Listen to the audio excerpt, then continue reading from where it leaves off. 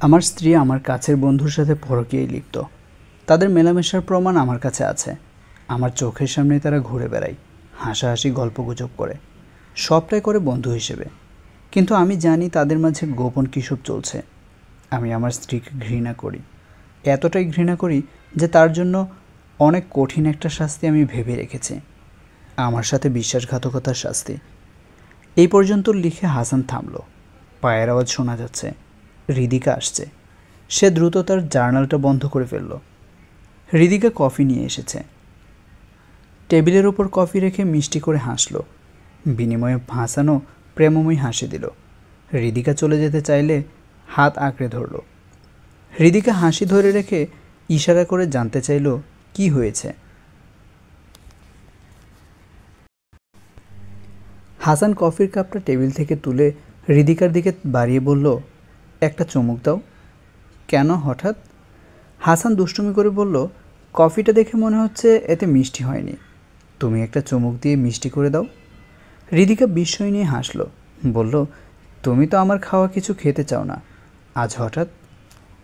হাসান উত্তরে কিছু বলল না, শুধু স্মিত হেসে কাপটা হৃদিকার দিকে দিল। হৃদিকা কাপটা নিয়ে চুমুক দিল। হাসান শকুনের নজরে তাকিয়ে রইল। হৃদিকা কফিতে চুমুক দিয়ে কাপ নামিয়ে রাখতেই হাসান তার দৃষ্টি বদলে ফেলল। হৃদিকা চলে যেতে চাইলে আবারও সে তার হাত আঁকড়ে ধরল। হৃদিকা বলল, আবার কি? একটু থাকো, কথা বলি। দুজনের তো কথাই হয় না। হবে কি করে? তুমি তো সারাদিন লেখালেখি নিয়ে ব্যস্ত থাকো। আমি কথা বলতে চাইলেও বলো না। এত আনরোমান্টিক তুমি। হৃদিকার কথা হাসানের কানে যাচ্ছে না। সে তীক্ষ্ণ দৃষ্টিতে হৃদিকার দিকে তাকিয়ে আছে, ভালো করে দেখছে কোনো পরিবর্তন হয় কিনা। হৃদিকা বলল, চুলায় সবজি বসিয়েছি, যাই আমি? হাসান অস্থির হয়ে হৃদিকার হাত ধরে বলল, আর কিছুক্ষণ। হাসান এত জোরে হৃদিকার হাত চেপে ধরল যে হৃদিকা মৃদু চিৎকার করে উঠল। আহ হাসান, ব্যথা দিচ্ছ তুমি আমাকে, কি হয়েছে তোমার? হাসানের টনক নড়ল। সে হৃদিকার হাত ছেড়ে দিল, মুখে ফিরিয়ে আনলো মেকি হাসি, বলল, সরি।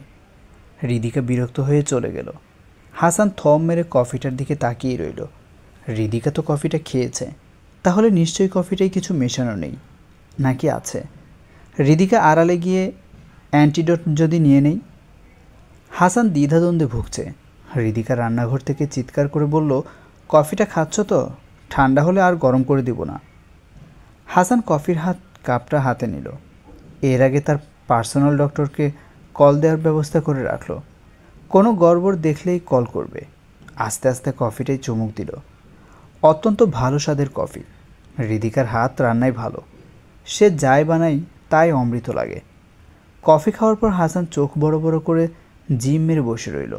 তার শ্বাস প্রশ্বাস দ্রুত হতে লাগলো টেনশনে। কিন্তু আসলে খারাপ কিছুই হলো না, কফিটা একদম ঠিকঠাক। হাসান নিশ্চিন্ত হয়ে শ্বাস ছাড়ল। জার্নালটা আবার ওপেন করে লিখতে থাকলো, আমি আমার স্ত্রীকে যেই শাস্তিটাই দিব তা অত্যন্ত অমানবিক। সে অথবা এই পৃথিবীর কেউ কখনোই ধারণা করতে পারবে না। সে যদি বুঝেও যায় তাও তাকে এই পৃথিবীর কোনো চিকিৎসা এবং ডাক্তার বাঁচাতে পারবে না। আমার চোখের সামনে তীব্র যন্ত্রণা এবং আতকে সে মারা যাবে। এটাই হবে আমার রিভেঞ্জ। জার্নালটা বন্ধ করে হাসান কাপ হাতে কাঁচের দরজা ঠেলে বারান্দায় আসলো। বারান্দায় আসতেই পাহাড়ি বাতাস তাকে ছুঁয়ে দিল। তার এই বাংলো পাহাড়ি বাড়িটা পাহাড়ের উপর, নিচে সমুদ্র। সামনে তাকালে যত দূর চোখ যায় শুধু পানি আর পানি। বারান্দায় দাঁড়িয়ে নিচের বালুময় সৈকতের দিকে তাকালো হাসান। হৃদিকা প্রায়ই এই সৈকতে হাঁটতে যায়, তবে একা নয়, তার পরকীয়া প্রেমিককে নিয়ে যায়। হাসানের সামনে দিয়েই যায়। হৃদিকা এই বাড়িতে আসতে চায়নি। তার এমন নীরব নিস্তব্ধ পরিবেশ পছন্দ না। সে শহরে কোলাহলে বন্ধুবান্ধব নিয়ে মেতে থাকতে চায়। এমনকি তার আত্মীয় স্বজনও সবাই শহরে থাকে, তাই সে এত দূরে এই গাছপালা ঘেরা পাহাড়টায় আসতে চায়নি। তার নাকি পাহাড়ি জঙ্গলে ফোবিয়া আছে। ভোগাস কথাবার্তা। হাসান এসব পাত্তা দেয়নি। সে নিজের সুবিধার জন্য এখানে উঠে এসেছে। তার লেখালেখির জন্য এরকম নীরব পরিবেশই তো প্রয়োজন। হৃদিকা এখানে এসে অনেকবার অসুস্থ হয়েছে, তাতে অবশ্য হাসানের কিছু যায় আসে না। লেখকদের এত কিছু পাত্তা দিলে চলে না। দুপুরের খাওয়ার সময় হাসান একটা ছোট প্লেটে টেবিলের সমস্ত খাবার নিল। তারপর সেই প্লেট ফ্লোরে রাখলো তার বিড়াল ফিজির জন্য। ফিজি দৌড়ে এসে প্লেটের খাবারগুলো খেতে লাগলো। হৃদিকা বিরক্ত কণ্ঠে বলল, ওকে এসব দিচ্ছ কেন? ওর জন্য তো ক্যাট ফুড আছে, এসব খেয়ে ওর পেটে সমস্যা হয়। হাসান কিছু বলল না। সে ফিজির খাওয়ার দিকে এক দৃষ্টিতে তাকিয়ে রইল। হৃদিকা বলল, তোমার কি ধারণা আমি খাবারে বিষ দিয়েছি? গত 2 মাস যাবৎ কী সব শুরু করেছো তুমি? লোক সমাগম থেকে দূরে থাকতে থাকতে সাইকো হয়ে গেছো, সাথে আমাকেও সাইকো বানিয়ে দিচ্ছ। ফিজি খাচ্ছে, ওর কিছু হয়নি। বিড়ালরা অনেক কিছু বুঝতে পারে। খাবার কিছু থাকলে নিশ্চয়ই ফিজি তা খেতে চাইতো না। হাসান ফিজির থেকে চোখ সরিয়ে হৃদিকার দিকে তাকালো। রাগী মুখে চামচ নাড়িয়ে খাচ্ছে। হাসান নিজেও মুখে খাবার তুলল। হ্যাঁ, 2 মাস আগে সে হৃদিকার পরকীয়ার ব্যাপারে জানতে পেরেছে। তার কাছের বন্ধু শিহাবের সাথে তার সম্পর্ক গড়ে উঠেছে। তারা দুজন খুব সময় কাটায় একসাথে, গল্প করে হাসে। হাসানের সামনেই করে, এমনভাবে করে যেন মনে হয় তারা খুব ভালো বন্ধু, কিন্তু ভিতরে অন্য কিছু। একদিন হাসান বাইরে থেকে এসে দেখল শিহাব হৃদিকার পা কোলে নিয়ে মালিশ করে দিচ্ছে। হৃদিকার চুল এলোমেলো, গায়ের কাপড়ও কিছুটা এলোমেলো। হাসানকে দেখে বলল, সিঁড়ি থেকে গড়িয়ে পড়ে গিয়ে হৃদিকার পা মচকে গেছে। হাসান জানে এটা মিথ্যা কথা। ওরা অন্য কিছু করছিল, হাসান হঠাৎ চলে আসায় তাড়াহুড়া করে এই কথা বলেছে। ওরা ভেবেছে হাসান বোকা, আসলে তা না। হাসান এখন ঘরে ক্যামেরা লাগিয়েছে, কিন্তু ওরা ঘরের ভেতর তেমন কিছুই করে না। একসাথে বসে কফি খায়, গল্পগুজব করে। চোখের সামনে কিছু না করলেও হাসান তাদের গোপন সম্পর্কের কথা বোঝে। হাসান বোকা না। শেষ বিকেলে শিহাব আসলো। হাসানের সাথে লোনে পাতা চেয়ারে বসে কফি খেতে খেতে আড্ডা দিচ্ছে। হৃদিকাও 1 কাপ কফি নিয়ে এসে বসলো ওদের সাথে। সমুদ্রের গর্জন ভেসে আসছে নিচ থেকে। আশেপাশের গাছপালা থেকে পাখিদের কিচিরমিচির শব্দ, সুন্দর পরিবেশ। শিহাব চারদিকে তাকিয়ে মুগ্ধ চোখে তাকিয়ে বলল, ওয়াও, বিউটিফুল ওয়েদার। চলো হাসান, বিচ থেকে হেঁটে আসি। হাসান সরু চোখে কিছুক্ষণ শিহাবের দিকে তাকিয়ে রইল। একটু সময় নিয়ে বলল, আমি যাব না, তুই আর হৃদিকা ঘুরে আয়। শিহাব বলল, সে তো আমরা দুজন প্রায়ই যাই, তুই চল একদিন। সারাদিন ঘরে বসে থেকে তো অসুস্থ হয়ে যাবি। বাইরের দুনিয়াটা দেখ। লেখালেখির জন্য বাইরের দুনিয়াটা দেখাও তো আবশ্যক। লেখালেখির জন্য বাইরে যাওয়ার আমার দরকার নেই, মনের চোখ দিয়ে আমি দুনিয়া দেখি। তুই বরং হৃদিকাকে নিয়ে যা, আমার সাথে থাকতে সে বোর হচ্ছে। হাসান কথাটা বলে রহস্যময় হাসল। হৃদিকা বলল, এ কেমন কথা হাসান? বোর কেন হব তোমার সাথে? আমি চাই তুমি আমাকে নিয়ে মাঝে মাঝে একটু বের হও, আমরা দুজনে একটু কোয়ালিটি টাইম স্পেন্ড করি, কিছু মেমোরিজ ক্রিয়েট করি। স্ত্রী হিসেবে এসব কি আমি চাইতে পারি না? হাসান স্মিত হেসে হৃদিকার কথাগুলো শুনল। মনে মনে বলল, এই তো তুমি সব প্রকাশ করলে হৃদিকা। আমি তোমাকে যা দিতে পারছি না তা শিহাবের কাছ থেকে পাচ্ছ তুমি। তার সাথেই কোয়ালিটি টাইম কাটাচ্ছ, মেমোরিজ ক্রিয়েট করছো। এই তো বলে ফেললে সব। অর্থাৎ স্বামীর অপূর্ণতা অন্য পুরুষ দিয়ে পূরণ করছো। বাহ। হৃদিকা হাসানের হাত ধরল, বলল, চলো না যাই। নিচে তাকিয়ে দেখো বীচটা কতটা সুন্দর লাগছে। এত সুন্দর জায়গায় তুমি থাকতে এসেছো, তার সৌন্দর্য উপভোগ করবে না? হাসান আগের মতোই স্মিত হেসে তাকিয়ে আছে। এরকম কথা প্রতিবারই হৃদিকা বলে। আসলে তার মনে অন্য কিছু। সে শিহাবের সাথে ঘনিষ্ঠ মুহূর্ত কাটাতে চায়, কিন্তু হাসান যেন সন্দেহ না করে তাই এসব বলে। হাসানকে যদি তার এতই প্রয়োজন হতো, তাহলে হাসান না করা সত্ত্বেও তাকে একা রেখে ঘুরতে যেত না হৃদিকা। কিন্তু সে ঠিকই যায় এবং খুশি মনে ফিরে এসে। এতেই প্রমাণ হয় হৃদিকার এসব কিছু কেবল অভিনয়। হাজার অনুরোধ করেও হাসানকে তার সিদ্ধান্ত থেকে টলানো গেল না। তার একটাই কথা, তাকে লেখালেখি করতে হবে। এখন বাইরে কোথাও গেলে তার লেখালেখিতে প্রভাব পড়বে। শিহাব বলল, তুই সাইকো হয়ে যাচ্ছিস এভাবে সারাক্ষণ লেখালেখি নিয়ে থাকতে থাকতে। হৃদিকাকে দেখ, বেচারির দম বন্ধ হয়ে মরে যাবে। তুই ওকে ওর পরিবার পরিজন প্রত্যেকের কাছ থেকে এত দূরে নিয়ে এসেছিস, ওর প্রতি তোর একটা দায়িত্ব আছে। হাসান বলল, আমি ওকে জোর করে আনিনি, ও আমার স্ত্রী, আমার সাথে সব জায়গায় ও থাকবে, এটাই তো স্বাভাবিক। আমি এখানে এসেছি আমার লেখালেখির সুবিধার জন্য। তুই জানিস লেখালেখির বিষয়ে আমি কতটা সিরিয়াস। আমি সময় দিতে পারছি না বলে তোকেই তো সেই দায়িত্ব দিলাম।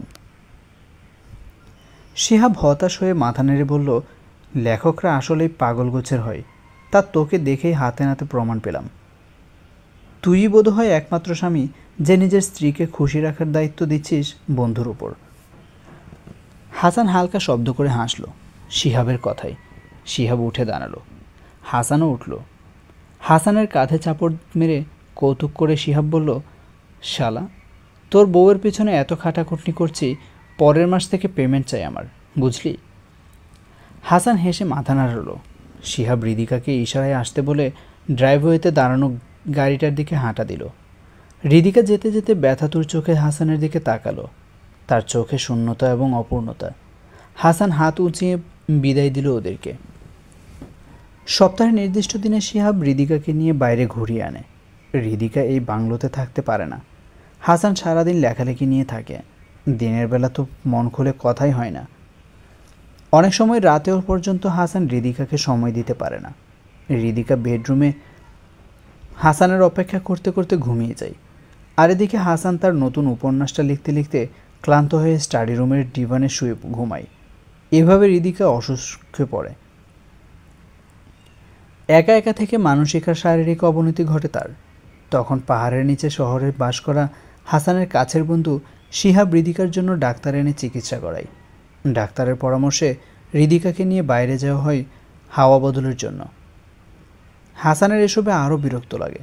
তার একটাই কথা, হৃদিকা কেন মানিয়ে নিতে পারছে না। ওদের গাড়িটা আস্তে আস্তে পাহাড়ি রাস্তা ধরে নিচে নেমে গাছপালার আড়ালে হারিয়ে গেল। হাসানের মুখের হাসিও মিলিয়ে গেল সেই সাথে। সে ঘরে ফিরে আসলো। বাইনোকুলারটা নিয়ে তার স্টাডি রুমের জানালার কাছে গিয়ে বসল। পর্দাটা অল্প ফাঁক করে বাইনোকুলার দিয়ে বিচের নিচে তাকালো। এত দূর থেকে তাকে কেউ দেখবে এটা সম্ভব না। এরপরেও সে জানালায় পর্দা টেনে রেখেছে। তার ধারণা হৃদিকা আর শিহাব তাকে চোখে চোখে রেখে প্রেম করে। আধা ঘন্টা ঠাঁই দাঁড়িয়ে থাকার পর হৃদিকা আর শিহাবকে দেখা গেল। দুজন বালির উপর হাঁটছে, কথাবার্তা বলছে। সাগরের পানি ওদের পা ছুঁয়ে দিচ্ছে। হাঁটতে হাঁটতে হৃদিকা আঙ্গুল তুলে একটা ঝোপের দিকে দেখালো। শিহাব তাকিয়ে হ্যাঁসূচক মাথা নাড়ল। তারপর দুজনেই হারিয়ে গেল ঝোপের আড়ালে। হাসান বাইনোকুলারটা নামিয়ে তার টেবিলের সামনে চেয়ারে এসে বসল। জার্নাল খুলে লিখল, ঝোপের আড়ালে গিয়ে ওরা কি করবে আমি জানি। এরকম অসংখ্যবার আমি তাদের ঝোপের আড়ালে এমনকি ঘন জঙ্গলেও হারিয়ে যেতে দেখেছি।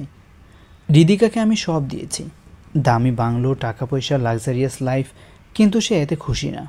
সে আমার খামতিগুলো খুঁজে বের করে দোষারোপ করে। সে আমার লেখালেখি পছন্দ করে না, অথচ আমার লেখা পড়েই সে আমার প্রেমে পড়েছে। এখন আমার লেখক স্বভাব তার কাছে অসহ্য ঠেকছে। এই পর্যন্ত তার সমস্ত কিছু আমি সহ্য করেছি, কিন্তু সে আমার সাথে প্রতারণা করেছে। আমার কাছের বন্ধুর কাছে আমাকে ছোট করেছে। শিহাবের সাথে পরকীয়া করে প্রমাণ করেছে যে আমি আমার বউকে খুশি করতে ব্যর্থ। আমাকে এই অপমান করার শাস্তি অবশ্যই পেতে হবে তাকে। হাসান জার্নালটা ড্রয়ারে রেখে ড্রয়িং রুমে আসলো। সোফায় বসে অপেক্ষা করতে থাকলো হৃদিকার ফিরে আসার। ফিজি তার গা ঘেঁষে বসল। হাসান আলতো হাতে ফিজির গায়ে হাত বোলাতে লাগলো। ফিজিকে এনেছিল যাতে হৃদিকার একা না লাগে সেজন্য। হৃদিকা ফিজিকে সাদরে গ্রহণও করেছে, বেশ আদর করে ফিজিকে। তবে হৃদিকার ধারণা হাসান হৃদিকার চেয়ে ফিজিকে বেশি ভালোবাসে। এই জন্য ইদানিং ফিজির উপর রাগ দেখায় হৃদিকা। নিজ হিংসুটে মেয়েদের স্বভাব। একজন লেখকের স্ত্রীর এমন সময় এমন হওয়া উচিত না। ড্রয়িং রুমের কাঁচের দেয়ালের ওপাশে আস্তে আস্তে সন্ধ্যা নামল। হাসান লাইট জ্বালিয়ে এক কাপ কফি নিয়ে বসল। কফি খেতে খেতে ধৈর্য নিয়ে অপেক্ষা করতে লাগলো হৃদিকার ফিরে আসার। হৃদিকা কিছুক্ষণ পর ফিরল। তার গা আধো ভেজা, পুরোই ভেজা ছিল কিন্তু অর্ধেক শুকিয়ে গেছে। চুলে কাপড়ে বালি চিকচিক করছে, চোখে মুখে যেন আনন্দের বয়না বইছে। হাসানকে দেখে হৃদিকা উচ্ছ্বসিত হয়ে বলল, আজ আমরা খুব মজা করেছি, তুমি গেলে খুব ভালো লাগতো। দাঁড়াও, গোসল করে আসি, সব বলবো তোমায়। হাসান কাঠের পুতুলের মতো শক্ত হয়ে দাঁড়িয়ে রইল। হৃদিকার হাসি খুশির চেহারা তাকে পীড়া দিচ্ছে। তার মস্তিষ্ক তাকে খুঁচিয়ে খুঁচিয়ে বলছে, দেখ তোর বউ তোকে বাদ দিয়ে কত আনন্দে আছে, তার জীবনে আনন্দ এনে দিতে তোর কোনো প্রয়োজন নেই। মোবাইলের মেসেজের শব্দে হাসানের হুঁশ ফিরল। হৃদিকার ফোনে মেসেজ এসেছে। ফোন হাতে নিয়ে দেখল শিহাবের message. It was too much fun Hridika, I hope you are satisfied today, see you next week. হাসানের চোয়াল শক্ত হলো। দুজন মিলে কত নিপুণভাবে ধোঁকা দিচ্ছে তাকে। সে ফিজির দিকে তাকালো। নিরীহ বিড়ালটা সোফায় আরামে বসে আছে, হাসানের মতোই নিরীহ বিড়ালটা। তবে প্রয়োজনে নখের আঁচড় দিতেও পিছপা হয় না। হাসান সাইকোর মতো ঠোঁট বাঁকিয়ে হাসল। সে একজন লেখক, বউয়ের পরকীয়ার কথা প্রকাশ্যে এনে নিজেকে ছোট করতে পারে না, তাই নীরবে নিভৃতে তার অপমানের প্রতিশোধ নেবে সে, এবং সেটা খুব তাড়াতাড়ি। পুরো একটা রাত হাসান তার স্টাডি রুমে কাটালো। হৃদিকা এসে কয়েকবার ডাকলো, কিন্তু হাসান সাড়া দিল না। এরপর হৃদিকা বিরক্ত হয়ে চলে গেল। এর আগেও হাসান এইভাবে স্টাডি রুমে রাত কাটিয়েছে, তাই হৃদিকার এসব গাছ হয়ে গেছে। হাসান তার ডেস্কে বসে থম মেরে বসে রইল। একটা উপন্যাসের মাঝামাঝিতে আছে সে। কয়েক ঘন্টায় সে একটা শব্দও লিখতে পারেনি। সে হৃদিকার হাসি মুখ, ভেজা শরীর ভুলতে পারছে না। কেন এত খুশি হৃদিকা? হাসান তো তার সাথে ছিল না। তার মানে হাসানের অনুপস্থিতি কি ও বেশি খুশি থাকে?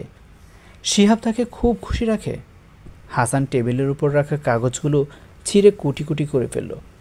এরপর আবারও চুপচাপ বসে রইল। অনেক রাত অবধি এইভাবেই বসেছিল। ড্রয়ার থেকে জার্নালটা বের করে তার পরিকল্পনা লিখল। জার্নালে সমস্ত কিছু লিখে রাখার একটা উদ্দেশ্য আছে। হাসান এমনি এমনি কোনো কাজ করে না। সে তার সন্দেহ থেকে শুরু করে সমস্ত পরিকল্পনা সব পুঙ্খানুপুঙ্খভাবে লিখে রাখছে। লেখা শেষ করে জার্নালটা ড্রয়ারে তালাবদ্ধ করে রেখে দরজা খুলে ঘর থেকে বের হলে লিভিং রুমের লাইট নিভানো, ডাইনিং স্পেস আর বারান্দায় আলো জ্বলছে। সেই আলোতে আবছা আলোকিত। হাসান ডাইনিংয়ে আসলো। টেবিলের উপর খাবার ঢেকে রাখা। হাসান ঢাকনা তুলে খাবার দেখল। আশেপাশে তাকিয়ে ফিজিকে খুঁজল। ফিজি নেই। নিশ্চয়ই হৃদিকার সাথে ঘুমাচ্ছে, তাই আর খাবার চেক করানো সম্ভব না। হাসান খাবারগুলো ডাস্টবিনে ফেলে দিল। এক কাপ কফি বানাতে চাইল। কফির কৌটা হাতে নিয়ে তার মাথায় আরেক চিন্তা আসলো। হৃদিকা যদি কফি পাউডারে বিষ মিশিয়ে থাকে? না, তা হবে কেন? আজ সন্ধ্যায় তো সে কফি খেল। যদি স্লো পয়জন মিশিয়ে থাকে, যেটা আস্তে ধীরে তাকে শেষ করে দিতে হবে। হাসান কফি রেখে দিল। সে সিদ্ধান্ত নিল প্যাকেট অথবা ক্যান জাতীয় খাবার ছাড়া কিছুই খাবে না, এমনকি জুস কিংবা দুধও না। এক প্যাকেট পাউরুটি ভালো করে চেক করে খাওয়ার জন্য নিল, আর নিল সিল করা সস, সাথে পানির বোতল। ব্যাস, আজকের রাতটা এসব খেয়েই কাটিয়ে দেওয়া যাক। খাবার নিয়ে দোতলায় বেডরুমে আসলো হাসান। হৃদিকা আরামে ঘুমাচ্ছে। তার পাশে ফিজি লেজ ঘুরিয়ে ঘুমাচ্ছে। চাঁদের আলোয় হৃদিকার মুখটা মায়াবী লাগছে, কিন্তু এই মায়াবী মুখের আড়ালে আছে চতুরতা আর বিশ্বাসঘাতকতা। হাসান খাবারগুলো নিয়ে বেডরুমের বারান্দায় আসলো। বারান্দায় বসে সাগরের গর্জন শুনতে শুনতে খেতে লাগলো। খেতে খেতে তার মাথায় ভিতর সমস্ত পরিকল্পনা সাজাতে লাগলো। হৃদিকাকে খুব ভালোবাসে হাসান, তবে তার ভালোবাসা অন্যরকম। সে চায় হৃদিকা শুধু তার হয়ে থাকবে, তার মতে চলবে, তার পছন্দে জীবন কাটাবে। কিন্তু না, হৃদিকা বারবার হাসানকে বুঝিয়ে দেয় যে হাসান তার জন্য যাই করে তাই তার অপছন্দ। কিন্তু কেন? হাসান তার স্বামী, হাসানের পছন্দ মতো চলাই তো তার ধর্ম।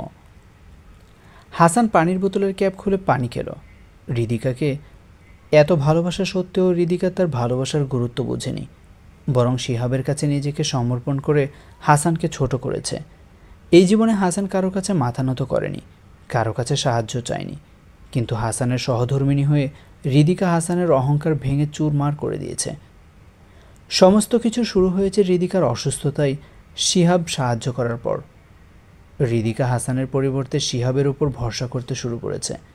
শিহাব তাকে বাইরে নিয়ে যায়, ডাক্তার ডেকে চেক আপ করায়। সব কিছুতেই হৃদিকা শিহাবের উপর নির্ভর করে হাসানকে দায়িত্বজ্ঞানহীন হাজব্যান্ড প্রমাণ করেছে। সেই সুযোগে শিহাব টিপ্পনি কাটে হাসানকে, উপদেশ দেয়। হাসান জীবনে সবসময়ই শিহাবের থেকে এগিয়ে ছিল, এখনও আছে। শিহাবের কোনো যোগ্যতা নেই তাকে উপদেশ দেওয়ার। হাসান তার খাওয়া শেষ করলো, এরপর রিদিকার পাশে শুয়ে পড়ল। আস্তে আস্তে রিদিকার কাছাকাছি এসে তাকে আলতো হাতে জড়িয়ে ধরল। রিদিকার মুখের দিকে তাকিয়ে ফিসফিস করে বলল, তুমি চলে যাওয়ার পর আমি তোমার স্মৃতি নিয়ে সারা জীবন কাটিয়ে দেব রিদিকা। আমি তোমাকে ভালোবাসি, কিন্তু এই ভালোবাসা তোমাকে তোমার কৃতকর্মের শাস্তির হাত থেকে বাঁচাতে পারবে না। Sorry sweetheart. হাসান আলতো চুমু খেলো ঘুমন্ত রিদিকার ঠোঁটে, এরপর রিদিকাকে আলিঙ্গন করে ঘুমিয়ে গেল। সকালে রিদিকার ঘুম ভাঙল বিড়ালের মিউ মিউ ডাকে। চোখ খুলে দেখল ফিজি তার মাথার পাশে বসে থেকে মিউ মিউ করছে। খাবার চাইছে বিড়ালটা। হঠাৎ উষ্ণ স্পর্শ অনুভব হলো শরীরে। আবিষ্কার করলো হাসান তাকে জড়িয়ে ধরে ঘুমাচ্ছে। রিদিকা খুশি হলো, অবাকও হলো। সে হাসানের চুলে হাত বুলিয়ে দিল। ঘুমন্ত হাসানের দিকে মিষ্টি হেসে তাকিয়ে রইল। হাসানকে কিছুতেই স্বাভাবিক জীবনে ফিরিয়ে আনতে পারছে না রিদিকা। হাসানের মায়ের কাছে শুনেছে হাসান ছোটবেলা থেকেই ঘরবন্দি হয়ে থাকত, কারোর সাথে মিশত না, তার কখনো কোনো বন্ধু ছিল না। ভার্সিটিতে ওঠার পর শিহাব নিজে থেকে হাসানের বন্ধু হয়েছে। হাসান শিহাবকে অনেক পরে বন্ধু হিসেবে গ্রহণ করেছে। শিহাবই জোর করে হাসানের সাথে মিশত। হাসানের মায়ের ভাষ্যমতে সারাদিন ঘর থেকে আত্মকেন্দ্রিক হয়ে গেছে হাসান। প্রচণ্ড মেধাবী হাসান পড়াশোনা আর লেখালেখির বাইরে কোনো কিছুই পরোয়া করেনি। হৃদিকা ছোট একটা নিঃশ্বাস ফেলল। হাসানের মা বেঁচে থাকতে হাসান তাও কিছুটা সামাজিক পরিবেশে ছিল, কিন্তু মা মারা যাওয়ার পর সে সব ছেড়ে ছুড়ে এই পাহাড়ি বাংলো কিনে এখানে চলে এসেছে। একবারও হৃদিকার কথা ভাবেনি। হৃদিকা পছন্দ করবে কি করবে না সেটাও না। হৃদিকা আস্তে আস্তে বিছানা থেকে নেমে দাঁড়ালো। বিয়ের আগে হাসানকে সে কথা কম বলা ইন্ট্রোভার্ট ভেবেছিল, কিন্তু পরে আস্তে আস্তে বুঝলো হাসান আসলে কিছু জটিল মানসিক সমস্যায় ভুগছে, যেটা সে নিজেও জানে না। সে হাসানকে স্বাভাবিক করতে চেষ্টা করেছে, কিন্তু পরিবর্তে সে নিজেই মানসিকভাবে ভেঙে পড়েছে, অসুস্থ হয়েছে। এরপরও হৃদিকা হাল ছাড়েনি। সে যে করেই হোক হাসানকে জীবনের আসল মানে বোঝাবে। আর এই জন্য প্রয়োজন একটা বাচ্চার। হ্যাঁ, তাদের মাঝে একটা বাচ্চা সন্তান এলে হাসান নিশ্চয়ই এসব অস্বাভাবিকতা থেকে বের হয়ে আসবে। হৃদিকা কিচেনে গিয়ে খুশি মনে ব্রেকফাস্ট বানালো। 1 ঘন্টা পর হাসানকে নামতে দেখে মিষ্টি হাসল। হাসানও হাসল। প্রতিবারের মতো এবারও ছোট একটা প্লেটে সমস্ত খাবার একটু করে নিয়ে ফিজিকে খেতে দিল। হৃদিকা আহত চোখে তাকিয়ে রইল হাসানের দিকে। তার প্রতি কি হাসানের এতটাই অবিশ্বাস যে হাসান চেক না করে কিছু খেতে পারে না? হৃদিকা বলল, তুমি প্রতিদিন এমন কেন করো হাসান? তোমার কি ধারণা আমার রান্না করা খাবারে বিষ আছে? এরকম কেন ভাবো? আমি তোমাকে কেন বিষ দিতে যাব? হাসান স্বাভাবিক কণ্ঠে বলল, কাম অন হৃদিকা, এটা জাস্ট। হৃদিকা আর নিতে পারল না। সে তার সামনে থাকা খাবারের প্লেট বাটি সব ফ্লোরে ফেলে দিল। চিৎকার করে বলল, এনাফ ইজ এনাফ হাসান, তোমার এসব কর্মকাণ্ড আমাকে পাগল করে দিচ্ছে। তুমি কি তা বুঝতে পারছো না? কেন এভাবে আমাকে টর্চার করছো? হাসান একটুও ঘাবড়ল না। সে শান্ত কণ্ঠে বলল, রিল্যাক্স হৃদিকা, এভাবে হাইপার হওয়া শরীরের জন্য ভালো নয়। আমি কেবল প্রতিদিনের অভ্যাস থেকেই ফিজিকে খেতে দিয়েছি। না, তোমার ফিজিকে খেতে দেওয়ার অভ্যাস ছিল না। এটা তুমি কেন করো আমি জানি, কারণ তুমি একটা সাইকো, সোজা বাংলায় পাগল। তুমি কেবল নিজের কথা ভাবো, সবাইকে নিজের ইচ্ছে মতো পরিচালনা করতে চাও, নিজেকে সবসময় পারফেক্ট প্রমাণ করতে চাও, কিন্তু কেউ তোমার বিরোধিতা করলেই তাকে শত্রু মনে করো। তুমি একটা মানসিক রোগী। হৃদিকা চিৎকার করে কথাগুলো বলে সিঁড়ি বেয়ে উপরে উঠে এলো। হাসান হৃদিকার যাওয়ার দিকে নির্বিশেষ তাকিয়ে রইল। চোখ ফিরিয়ে ফিজির দিকে তাকালো। এত কিছুর মাঝেও ফিজি চেটেপুটে বাটির সব খাবার খেয়ে ফেলেছে এবং দিব্যি লেজ নাড়িয়ে ঘুরে বেড়াচ্ছে। হাসান নিজের খাবার নিয়ে গেল, খেয়ে নিল। এরপর হৃদিকার খাবারের প্লেট নিয়ে উপরে আসলো। বেডরুমের দরজা অল্প খুলতেই হৃদিকার কান্নার আওয়াজ শোনা গেল। হাসান ঢুকতে নেবে এমন সময় কান্না ভেজা কণ্ঠে শোনা গেল হৃদিকার। দরজার ফাঁক দিয়ে দেখল সে ফোন কানে ধরে কেঁদে কেঁদে কথা বলছে।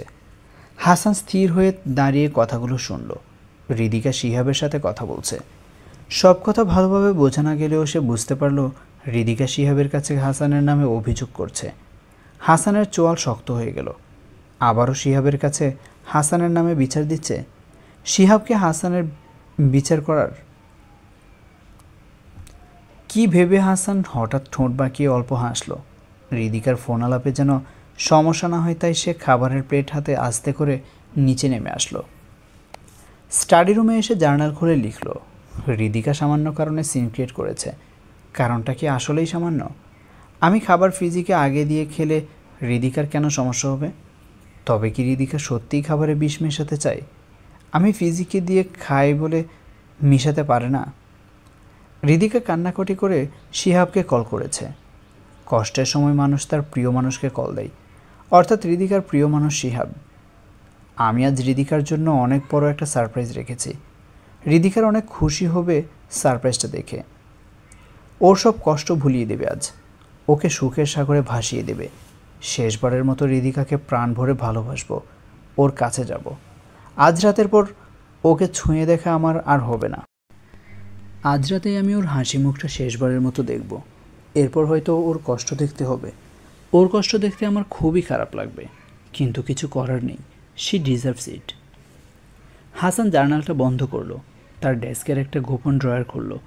ড্রয়ারের ভিতরে একটা কালো বাক্স। বাক্সটা খুলল। বাক্সের ভেতরে একটা কাঁচের টিউব, সেখানে সাদা একটা তরল পদার্থ। হাসান আহত চোখে তরলটার দিকে তাকিয়ে রইল। এই তরলটা এত কষ্ট দিয়েই না তার হৃদিকার প্রাণহরণ করবে, তা চিন্তা করে তার হৃদয়ে রক্তক্ষরণ হচ্ছে। আস্তে আস্তে সন্ধ্যা হলো। সারাদিন হৃদিকা হাসানের সাথে দেখা করেনি, অভিমান করেছে। হাসানও যায়নি মন ভাঙাতে। দুপুরের দিকে হৃদিকা নেমে এসে খাওয়া দাওয়া করেছিল। এমনি এমনি খায়নি, শিহাব তাকে খেতে জোর করেছিল, তাই খেয়েছে। খাওয়ার মাঝখানে শিহাব কল করেছিল, জানতে চেয়েছিল হৃদিকা খেয়েছে কিনা। সেই কথোপকথন থেকেই হাসান জানতে পেরেছে এসব। হৃদিকা হাসানের জন্য লাঞ্চ রেডি করে রেখেছিল। সেই লাঞ্চ হাসান অবশ্য খেয়েছে, ফিজিকে চেক করিয়ে খেয়েছে। সন্ধ্যা হতে কিছু লোক আসলো। হাসান তাদেরকে চুপি চুপি ছাদে পাঠিয়ে দিল। এরপর একটা প্যাকেট হাতে বেডরুমে ঢুকলো। এমন সময় হৃদিকা বই পড়ে। হাসানকে দেখে অভিমানী মুখে অন্যদিকে ঘুরে বসলো। হাসান হৃদিকাকে পেছন থেকে জড়িয়ে ধরল, বলল, রাগ করে আছো সুইটহার্ট? হৃদিকার ফোলা ঠোঁট আরও ফুলে গেল। হাসানের কাছ থেকে প্রেমময় আচরণ পেয়ে চোখে কিছুটা পানি জমল। হাসান হৃদিকার চুলের ভাঁজে চুমু খেয়ে বলল, সারাদিন তোমার রাগ ভাঙাতে না আসার জন্য সরি। হৃদিকা কিছু বলল না, সে অভিমানী মুখে বসে রইল। হাসান হাতের প্যাকেটটা হৃদিকার সামনে রেখে বলল, এই শাড়িটা পরো, আজ তোমার জন্য একটা সারপ্রাইজ আছে। হৃদিকা বিস্মিত হলো। প্যাকেট খুলে দেখলো বেবি পিঙ্ক কালারের খুব সুন্দর একটা শাড়ি। সে অবিশ্বাস নিয়ে হাসানের দিকে তাকালো।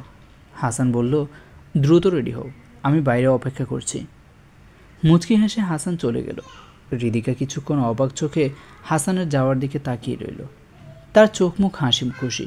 হাসান হুট করে এত রোমান্টিক কী করে হলো সেটাই তার মাথায় আসছে না। হৃদিকা আর কিছু ভাবল না। সে দ্রুত তৈরি হতে লেগে পড়ল। আর সে অনেক সুন্দর করে সাজবে। হাসান তাকে দেখে মাথা ঘুরিয়ে পড়ে যাবে এমন সাজ দিবে। তার বিশ্বাস এইভাবে আস্তে আস্তে হাসান হৃদিকাকে নিয়ে সুন্দর জীবন কাটাতে শিখবে, স্বাভাবিক হবে। লেখালেখির বাইরেও যে আর একটা জীবন আছে তা বুঝতে শিখবে। হৃদিকার ইচ্ছা অনিচ্ছার দাম দিবে। ঘণ্টাখানেক অপেক্ষা করার পর হৃদিকা সুন্দর করে সেজেগুজে সিঁড়ি দিয়ে নামলো। হাসান স্মিত হাসল হৃদিকাকে দেখে। হৃদিকার জন্য আজকের সন্ধ্যাটা যেন একদম সারপ্রাইজে ভর্তি। হাসান তার জন্য স্যুট পরে অপেক্ষা করছে। হৃদিকা অবিশ্বাসের হাসি হাসল। হাসানকে উদ্দেশ্য করে বলল, you are looking handsome. Hasan অনেকটা রানীকে অভিবাদন জানানোর মতো করে বো করল হৃদিকার সামনে। বলল, your satisfaction is my everything. Hridika হাসল। সব কিছু স্বপ্নের মতো লাগছে তার কাছে। এর আগে কখনোই এরকম কিছু ঘটেনি তাদের জীবনে। বিবাহিত জীবনটা পুরোপুরি রসকসহীন কেটেছে। হাসান একটা লাল কাপড় দিয়ে হৃদিকার চোখ বেঁধে দিল। এরপর হৃদিকাকে ছাদে নিয়ে আসলো। ছাদে নিয়ে এসে চোখ খুলে দিল। হৃদিকা ছাদের চারপাশে দেখে অভিভূত হয়ে গেল। ছাদটা খুব সুন্দর করে সাজানো। ফুল আর লাইট দিয়ে পুরো ছাদটা সাজানো হয়েছে। ছাদের একপাশে যেখান থেকে সমুদ্র দেখা যায় সেখানে একটা টেবিল পাতা। টেবিলের উপর মোমবাতি জ্বলছে। হৃদিকার চোখের পানি চলে এলো। হাসানের দিকে তাকিয়ে বলল, এসব তুমি করেছ? হাসান কৌতুকপূর্ণ কণ্ঠে বলল, আমি না, ডেকোরেশনের ছেলেরা করেছে। হৃদিকা ধ্যাত বলে আবারও সব কিছু দেখতে লাগলো। হাসান হাত বাড়িয়ে দিল হৃদিকার দিকে। হৃদিকা হাসানের হাতে হাত রাখল। হাসান তাকে নিয়ে চেয়ারে বসল। হৃদিকার প্লেটে পাস্তা তুলে দিতে দিতে জিজ্ঞেস করলো, পছন্দ হয়েছে? হৃদিকা উচ্ছ্বসিত হয়ে বলল, হ্যাঁ, আমাদের প্রথম ক্যান্ডেল ডিনার, আমার খুব ভালো লাগছে। হাসান পুরোটা সময় মৃদু হেসে হৃদিকার দিকে তাকিয়ে রইল। হৃদিকার মুখে তখন আনন্দের হাসি।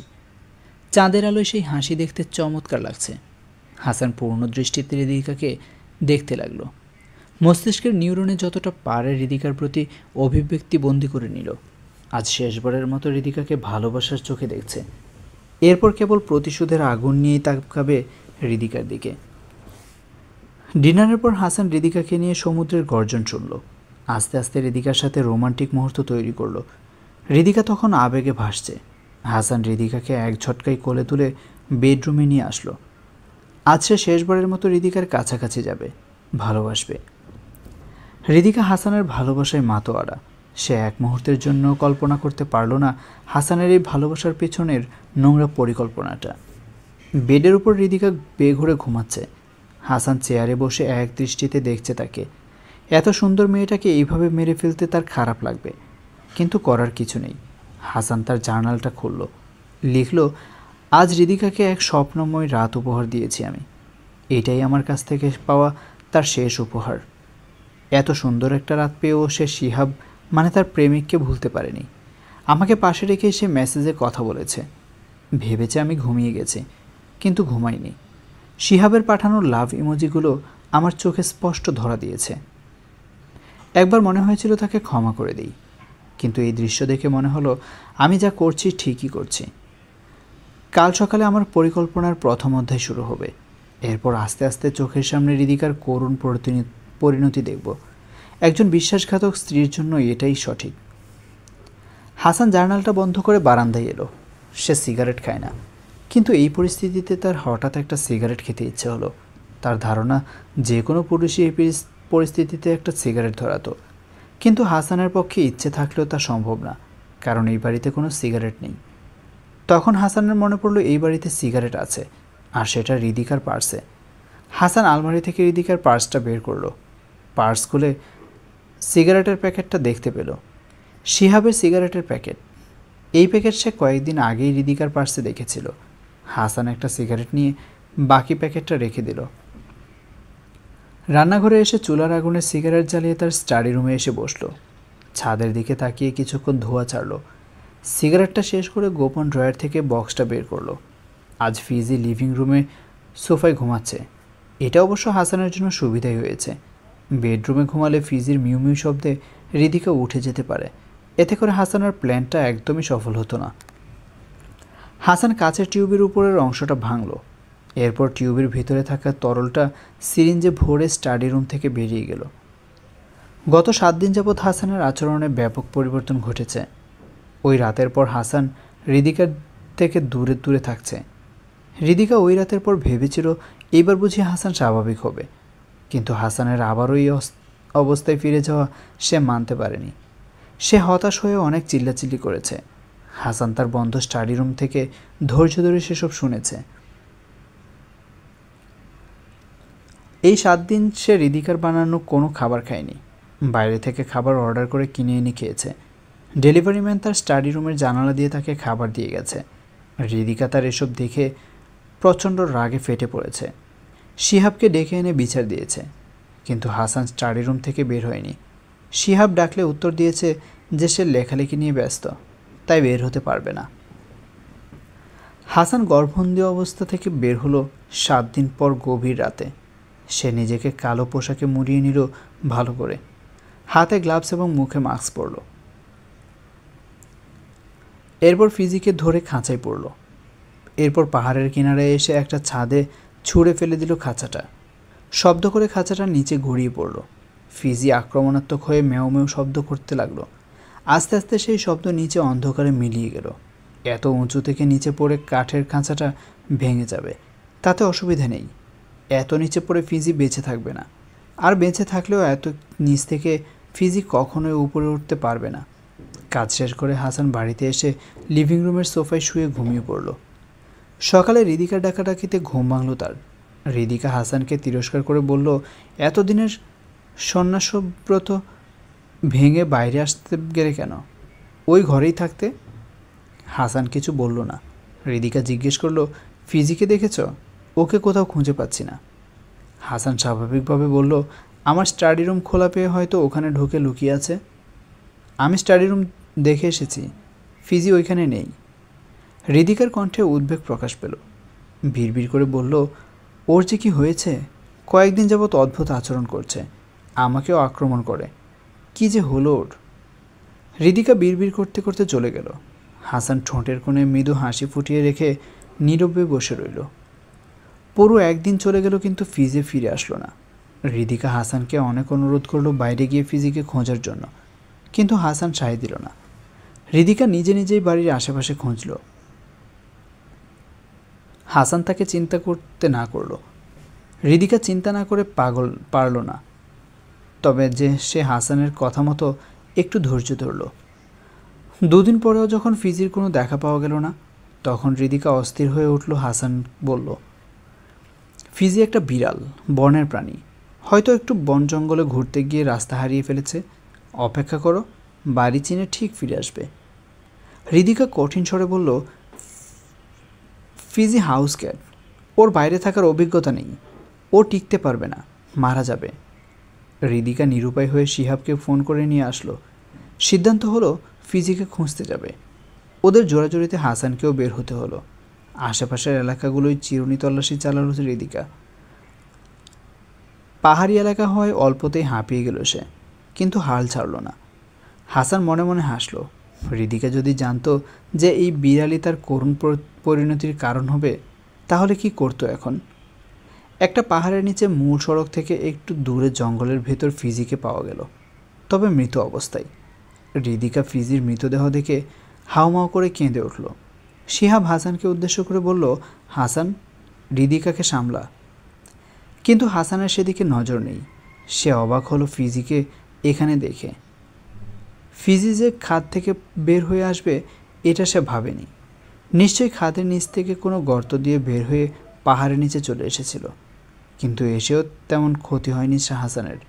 সে যা চেয়েছিল তাই হয়েছে, মারা গেছে ফিজি। হৃদিকা কাঁদতে কাঁদতে ফিজিকে ধরতে যেতে চাইল, কিন্তু শিহাব ঝাপটে ধরে হৃদিকাকে থামালো। ফিজি কী অবস্থায় মারা গেছে তা জানা নেই, তাই তাকে ধরতে গেলে স্বাস্থ্য ঝুঁকি হতে পারে। শিহাবের এইভাবে হৃদিকাকে ধরতে দেখে হাসানের মাথায় রক্ত উঠে গেল। তার সামনে তার বউকেই জড়িয়ে ধরল। এত বড় স্পর্ধা! হাসান রাগের চোটে ঘুরে চলে যেতে নিলে মাটিতে থাকা শিকড়ে পা বেঁধে গেল। টাল সামলাতে না পেরে মাটিতে পড়ল। নিচে থাকা বড় পাথরের সাথে মাথায় আঘাত পেয়ে তৎক্ষণাৎ জ্ঞান হারালো হাসান। হাসপাতালের ভিআইপি কেবিনে হাসানকে রাখা হয়েছে। তার জ্ঞান এখনও ফিরেনি। মাথার আঘাতে রক্তক্ষরণ হয়েছে প্রচুর। পাহাড়ি এলাকা থেকে হাসপাতালে নিয়ে আসার সময় প্রচুর রক্ত বের হয়েছে। আপাতত সে বিপদমুক্ত। হাসানের জ্ঞান ফিরল ঘণ্টাখানেক পর। আস্তে আস্তে চোখ খুলে তাকালো। প্রথমে বুঝতে পারল না কোথায় আছে। মাথার ভেতর ভোঁতা যন্ত্রণা তাকে আস্তে আস্তে সব মনে করিয়ে দিল। হৃদিকা কোথায়? শিহাব কোথায়? হাসান বেডে শুয়ে থেকে চারপাশে তাকাতে লাগলো। ডান পাশে তাকাতেই হৃদিকার দেখা পেল। সোফায় বসে কাঁদছে। হাসান দুর্বল কণ্ঠে হৃদিকাকে ডাকলো। হাসানের গলা পেয়ে হৃদিকা তড়িৎ গতিতে ছুটে আসলো। অস্থির হয়ে বলল, জ্ঞান ফিরেছে, ডক্টরকে খবর দিতে হবে। হৃদিকা ছুটে বেরিয়ে গেল। ফেরত আসলো ডাক্তার আর নার্স নিয়ে। ডক্টর মাহমুদ নার্সসহ হন্তদন্ত হয়ে ঢুকলেন। হাসানের দিকে তাকিয়ে হাসি মুখে বললেন, মিস্টার হাসান, আপনার জ্ঞান ফিরেছে দেখে আমরা আনন্দিত। আশা করি আপনি কোনো সমস্যা অনুভব করছেন না। হাসান জিজ্ঞেস করল, আমার সব কিছু কি ঠিক আছে? আমার মাথায় কি খুব বেশি আঘাত লেগেছে? ডক্টর মাহমুদ হাসানের পালস চেক করলেন, বললেন, সবই ঠিক আছে। মাথায় ছোট একটা আঘাত লেগেছিল, আমরা সেটা সেলাই করে ব্যান্ডেজ করে দিয়েছি। আশা করা যায় খুব দ্রুতই ঠিক হয়ে যাবে। হাসান চিৎকার করে উঠল, হোয়াট? সেলাই লেগেছে? আমার মাথার ভেতর সব ঠিক আছে তো? আপনারা স্ক্যান করেছেন? জি মিস্টার হাসান, তৎক্ষণাৎ আমরা স্ক্যান করেছি। মাথার ভেতর রক্তক্ষরণ কিংবা অন্য কোনো জটিলতা হয়নি। হাসান উদ্বিগ্ন হয়ে বলল, অন্যান্য টেস্টগুলো, ইসিজি, এমআরআই এসব? ডক্টর মাহমুদ হৃদিকার দিকে তাকালো। হৃদিকা আগেই তাকে বলেছিল যে হাসান খুবই স্বাস্থ্য সচেতন আর খুব সন্দেহপ্রবণ। তার সব কিছুতেই নেগেটিভ চিন্তা থাকে, তাই ফুল বডি চেক আপ করতে বলেছিল হৃদিকা। কিন্তু ডক্টর মাহমুদ শুধু মাথায় স্ক্যান করেছেন। তিনি হাসানের দিকে তাকিয়ে বললেন, আপনার এসব টেস্ট করার কোনো প্রয়োজন নেই। আপনার মাথায় শুধু সামান্য আঘাত লেগেছে, অন্য কোনো কিছুর ক্ষতি হয়নি। আপনি স্বনামধন্য একজন লেখক, আপনার স্বাস্থ্যের ব্যাপারে আমরা সচেতন। না, তবুও আমার ফুল বডি চেক আপের রিপোর্ট চাই। I insist. ডক্টর মাহমুদ হাসানকে আশ্বস্ত করে চলে গেলেন। হাসান হৃদিকার দিকে তাকিয়ে প্রশ্ন করল, শিহাব কোথায়? ফিজিকে কবর দিতে গেছে। তখন তোমাকে হাসপাতালে নিয়ে আসার কারণে ফিজিকে ওভাবেই ফেলে রেখে আসতে হয়েছিল। হৃদিকার উত্তর শুনে হাসান বিরক্তি নিয়ে বলল, ফিজিকে খুঁজতে গিয়েই আজ আমার এত বড় আঘাত লেগেছে। এখন কপালে যদি কাটা দাগ থেকে যায় তখন কি হবে? আমি মানুষজনের সামনে যাব কী করে? হৃদিকা ঘৃণের দৃষ্টিতে তাকিয়ে বলল, এত নিষ্ঠুর কথা কিভাবে বললে তুমি? তোমার শুধু ছোট একটা আঘাত লেগেছে, আর ফিজি মারা গেছে। বাচ্চাটা না জানি কতটা কষ্টে ভয়ে একাকী মারা গেছে, আর তুমি? হাসান মৃদু হেসে বলল, কাম অন হৃদিকা, ফিজি মারা গেছে, তাই ওর জন্য চিন্তা করা অর্থহীন। আমি বেঁচে আছি, তাই অবশ্যই আমি আমার নিজেকে চিনিয়ে চিন্তা করব। হৃদিকা মাথা নাড়িয়ে বলল, তুমি একটা সেলফিশ আর আত্মকেন্দ্রিক। I hate you. হৃদিকা সোফায় গিয়ে ধপ করে বসে পড়ল, নিঃশব্দে কাঁদতে লাগলো। হাসান অদ্ভুত চোখে সেদিকে তাকিয়ে রইল, মনে মনে বলল, হেট তো তুমি করবেই হৃদিকা, আমি তো বেঁচে আছি। আমি যদি মরে যেতাম তাহলে হয়তো তুমি খুশি হতে। হঠাৎ হাসানের মাথায় একটা প্রশ্ন আসলো, তার ভ্রু কুঁচকে গেল। ফিজির মৃতদেহ খোঁজার সময় হৃদিকা, হাসান আর শিহাব ছাড়া কেউই ছিল না। হাসান যখন আঘাত পেয়ে জ্ঞান হারালো তখন তো হৃদিকা চাইলেই শিহাবের সাহায্যে হাসানকে মেরে গুম করে দিতে পারত। পাহাড়ের যে কোনো জায়গায় তাকে পুঁতে দিলে কেউই খুঁজে পেত না। তাহলে তা করেনি কেন? হাসান প্রশ্নসূচক চোখে হৃদিকার দিকে তাকালো। হৃদিকা চোখের পানি মুছছে। হাসানকে মেরে গুম করে না দেওয়ার কারণ হচ্ছে হাসান একজন বিখ্যাত লেখক, তাকে গুম করা অতটা সহজ হতো না। পুলিশকে সহ বহু তদন্তের মধ্যে দিয়ে যেতে হতো, তাই ওরা কিছু করেনি। হাসান মাথা নাড়ালো, হ্যাঁ তাই হবে। সন্ধ্যায় শিহাব আসলো। ফিজিকে কোথায় খবর দিয়েছে তা জানালো হৃদিকাকে। রাস্তার পাশে জঙ্গলেই খবর দিয়েছে ফিজিকে। ফিজির মৃতদেহ অনেক দূরে পড়েছিল, তাই সেটা হাসানের বাংলোতে নিয়ে যাওয়া সম্ভব হয়নি, নয়তো হাসানের বাংলোর কাছেই খবর দিত। হৃদিকা কান্নায় ভেঙে পড়ল। ফিজিকে এইভাবে হারানোর শোক সে ভুলতে পারছে না। তার একটাই কথা, ফিজি কিভাবে বের হলো? নাকি কেউ বের করে দিয়েছে ফিজিকে? বাসায় তো এমন কেউ নেই যে ফিজিকে বের করে দিবে। হাসান শক্ত মুখে বসে রইল তার হাসপাতালের বেডের উপরে। একটা মৃত বিড়ালকে নিয়ে হৃদিকা কাঁদছে, অথচ হাসানের আঘাতের কথা একবারও ভাবছে না। তার মানে হাসান কি এতটাই নগণ্য হৃদিকার কাছে? শিহাব হৃদিকার পাশে বসে হৃদিকাকে শান্ত করার চেষ্টা করছে। হৃদিকা ফিজির মৃত্যুতে ভেঙে পড়েছে। সন্ধ্যার পর হাসানের ফুল বডি চেক আপ করানো হলো। সে পুরোপুরি সুস্থ, তাও হাসান 2 দিন হাসপাতালে থাকতে চায়। মাথায় আঘাতের ব্যাপারে সে কোনো রিস্ক নিতে চায় না। হৃদিকা হাসানের সাথে হাসপাতালে রয়ে গেল। শিহাব চলে গেল ওদের সব কিছু ঠিকঠাক করে দিয়ে। পরদিন শিহাব এসে জানালো সে আজ রাতের ফ্লাইটে কানাডা চলে যাচ্ছে, তার বাগদত্তার কাছে। হাসান জিজ্ঞেস করলো, আগে জানালি না কেন? হঠাৎ করে যাওয়াটা ঠিক হলো, ভেবেছিলাম তোদের জানাবো, কিন্তু এর আগেই তো এতগুলো ঝামেলা হয়ে গেল। ফিজির হারিয়ে যাওয়া, তোর আঘাত পাওয়া, হাসপাতালের আসা, এই সবের মাঝে জানানোর কোনো সুযোগ পায়নি আসলে। হাসান আশাহত হলো। সে চাইছিল হৃদিকার পরিণতি শিহাব নিজ চোখে দেখুক, কিন্তু সেটা সম্ভব হলো না। শিহাব হাসানের কাছ থেকে বিদায় নিয়ে বের হয়ে আসলো কেবিন থেকে। শিহাবের সাথে হৃদিকাও বাইরে আসলো। হাসান কিছুক্ষণ পর বেড ছেড়ে উঠে কেবিনের দরজা খুলে বাইরে উঁকি দিল। হাসপাতালের করিডোরে দাঁড়িয়ে শিহাব আর হৃদিকা কথা বলছে। তারা অনেক দূরে হওয়ার কথা শোনা যাচ্ছে না, তবে বেশ বোঝা যাচ্ছে যে শিহাব চলে যাবে, তাই হৃদিকার মন খারাপ। শিহাব হৃদিকার মাথায় হাত বুলিয়ে কাঁধে হাত রেখে কী সব বুঝাচ্ছে। হৃদিকা মাথা নাড়ছে, বুঝতে চাইছে না।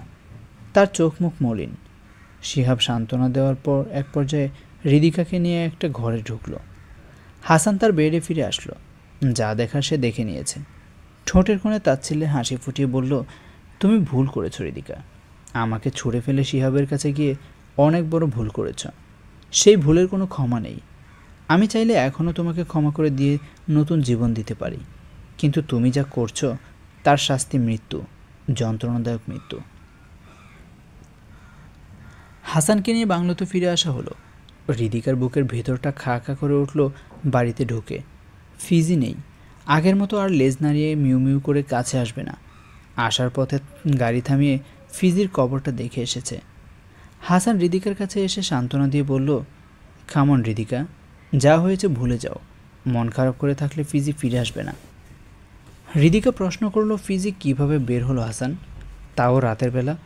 আমার স্পষ্ট মনে আছে আমি সব ডোর লক করেছিলাম, তবে কিভাবে এমন হলো? তুমি কি কিছু? হাসান ভ্রুকুচকে বলল, কি বলতে চাইছো? আমি ফিজিকে বাইরে ছেড়ে দিয়েছি মরে যাওয়ার জন্য? একদমই তা না। আমি জানতে চাচ্ছি তুমি কি মনের ভুলে কোনো দরজা বা বারান্দার কাঁচ খুলে রেখেছিলে কিনা? হাসান বিরক্ত হয়ে বলল, স্টপ হৃদিকা, আমি এই মৃত বিড়াল নিয়ে আর কোনো কথা শুনতে চাই না। যা হওয়ার হয়ে গেছে। Gate forward. হাসান তার স্টাডি রুমে চলে গেল।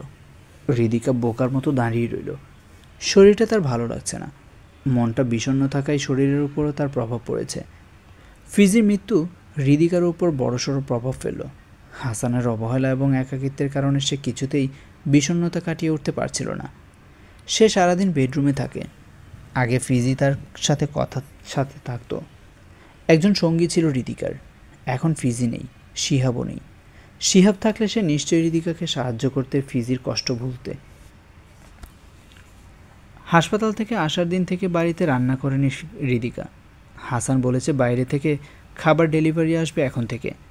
হৃদিকা অমত করেনি। তার মন এতটাই খারাপ ছিল যে রান্না করার মতো ইচ্ছেও ছিল না তার। তার দিনগুলো এমনি বিষণ্ণতায় কেটে যাচ্ছিল। হাসানও কেমন জানি দূরত্ব বাড়িয়ে দিয়েছে তার সাথে। শুধু দূরে বসে থেকে অল্প কথা বলে শরীরের খোঁজ নেই। লেখালেখির চাপ বেশি, এই দোহাই দিয়ে অধিকাংশ সময় রাতে হৃদিকার সাথে ঘুমাতে চায় না। আর ঘুমালেও দুজনের মাঝে দূরত্ব থাকে। হৃদিকা একা একা ঘুমালে ফিজিকে মিস করে, হতাশায় আচ্ছন্ন হয়ে যায়। তাই হাসানকে অনেক অনুরোধ করার পর হাসান তার সাথে ঘুমাতে আসে, কিন্তু কাছাকাছি আসে না। হৃদিকা তাতেই খুশি। শুধুমাত্র পাশে একজন মানুষের উপস্থিতি প্রয়োজন ছিল তার। হৃদিকা খুব ইচ্ছে করে হাসানকে জড়িয়ে ধরতে, উষ্ণতা নিতে, কিন্তু দুজনের মাঝে মানসিক আর শারীরিক দূরত্বের জন্য তা সম্ভব না। বিয়ের পর থেকে হাসান মানসিকভাবে একটা দূরত্ব বজায় রাখত। হৃদিকা জিজ্ঞেস করলে বলতো, আমার স্বামী স্ত্রী হলেও আলাদা দুজন মানুষ। আমাদের দর্শন আলাদা, দৃষ্টিভঙ্গি আলাদা, তাই আমাদের মাঝে অবশ্যই একটা পার্সোনাল স্পেসের প্রয়োজন আছে। কিন্তু হৃদিকার তা ভালো লাগতো না। সে চাইতো বন্ধুত্বপূর্ণ সম্পর্ক। এই চাওয়া তার পূরণ হয়নি। স্ত্রী হিসেবে যা পাওয়ার কথা তার অনেক কিছুই সে পায়নি। এই পাওয়া না পাওয়ার হিসেব করতে গিয়েই মাঝে মাঝে গভীর হতাশায় আচ্ছন্ন হয়ে পড়ত। কয়েকদিন পর হৃদিকা অনুভব করলো তার জ্বর হয়েছে, সাথে প্রচণ্ড মাথা ব্যথা। জ্বরের কারণে সে বিছানা ছেড়ে উঠতে পারছে না পর্যন্ত। স্বাভাবিক ফ্লু ভেবে সে জ্বরের মেডিসিন এলো। হাসানকে জানালো না, কারণ হাসান জানলে ফ্লু ছড়িয়ে যাওয়ার ভয়ে আরও দূরত্ব বাড়িয়ে দিবে। কিন্তু তারপরও হাসান জেনে গেল। বারান্দায় বসে রোদ পোহানোর সময় হাসান আসলো। হৃদিকাকে এভাবে দেখে চিন্তিত হয়ে পড়ল। জ্বর হয়েছে শুনে গালে হাত দিল, এরপর কপালে হাত রাখল। হাসানের হাতের ছোঁয়া পেয়ে হৃদিকা আরামে চোখ বুঝল। চোখ খোলা রাখলে হয়তো হাসানের পৈশাচিক হাসিটা দেখতে পেত। হৃদিকার শরীরে আস্তে আস্তে রোগের লক্ষণ প্রকাশ পাচ্ছে। যে ভাইরাসটা আমি তার শরীরে ঢুকিয়েছি তা রক্তে মিশে ব্রেনে ছড়িয়ে যাচ্ছে। প্রতি সেকেন্ডে সেই ভাইরাস তার ব্রেনে বংশবিস্তার করছে, বাসা বাঁধছে, আর তাকে মৃত্যুর দিকে একটু একটু করে এগিয়ে নিচ্ছে। একটা কথা ভুল লিখেছি, ভাইরাসটি আমি হৃদিকার শরীরে দিইনি, দিয়েছে ফিজি। হ্যাঁ, ফিজি হৃদিকার শরীরে সেই ভাইরাস ছড়িয়ে দিয়েছে। আমি সরাসরি হৃদিকার শরীরে তা প্রবেশ করাইনি। প্রথমে আমি ফিজি শরীরে প্রবেশ করিয়েছি। ফিজি আক্রান্ত হওয়ার পর তার মাধ্যমে হৃদিকার শরীরে প্রবেশ করেছে সেই ভাইরাস। এই পর্যন্ত লিখে হাসান ঠোঁট বাঁকিয়ে হাসল। ফিজিকে তার মেরে ফেলার ইচ্ছে ছিল না, কিন্তু ভাইরাসটির আত্মপ্রকাশের জন্য হোস্ট হিসেবে ফিজিকে ব্যবহার করতে হয়েছে। হাসান আবার লেখা শুরু করলো। ভাইরাসটা প্রাণঘাতী। ফিজি শরীরে ভাইরাসের লক্ষণগুলো যখন দেখা দিল, তখন সে অনেকটা পাগলের মতো আচরণ করত। আমি আড়ালে থেকে পর্যবেক্ষণ করতাম ফিজিকে। ফিজির মাঝে লক্ষণ প্রকাশের পর অনেকবারই সে আক্রমণ করেছে হৃদিকাকে, আঁচড় দিয়েছে, কামড় দিয়েছে। ফিজির লালার মাধ্যমে সেই ভাইরাস হৃদিকার রক্তে প্রবেশ করেছে। এই পুরোটা সময় আমি নিজেকে মিথ্যা বাহানা দিয়ে ঘরবন্দি করে রেখেছি, যাতে ফিজি আমাকে আক্রমণ করতে না পারে। এরপর সুযোগ বুঝে ফিজিকে খাদে ফেলে দিয়ে এসেছে, কারণ ওকে আমার আর দরকার ছিল না। আর একটা কারণ আছে, সেটা হচ্ছে হৃদিকা ফিজিকে ডাক্তারের কাছে নিয়ে যেতে চাচ্ছিল। ফিজিকে ডাক্তারের কাছে নিয়ে গেলে ফিজির শরীরে ভাইরাসের অস্তিত্ব টের পেয়ে যেত ডাক্তার, তখন হৃদিকাকে ভ্যাকসিন দিয়ে দিত, আর প্ল্যানটাই নষ্ট হতো। তাই আমি ফিজিকে সরিয়ে দিয়ে সমস্ত প্রমাণ মিটিয়ে ফেলেছি। হাসান থামল, কফির কাপে চুমুক দিয়ে আবারও লেখা শুরু করলো। আজকেই জার্নাল লেখা শেষ হবে।